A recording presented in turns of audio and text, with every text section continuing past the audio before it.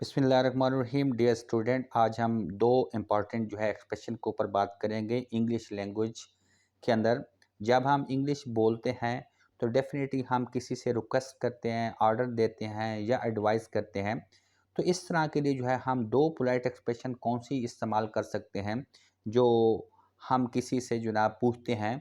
तो उनमें से आज दो एक्सप्रेशन हम डिस्कस करेंगे। पहली जो एक्सप्रेशन है वो है वुड यू लाइक है, और दूसरी वुड यू माइंड है।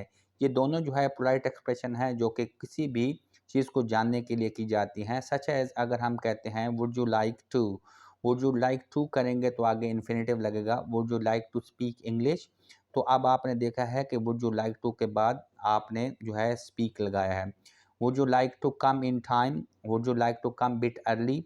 और सिमिलरली अगर हम इसी को दूसरी तरफ देखें तो वुड यू माइंड भी एक पोलाइट एक्सप्रेशन है, इसको भी इसी तरह, लेकिन इसके सामने हम इन्फिनेटिव यूज़ नहीं करते बल्कि जेरेंड यूज़ करते हैं।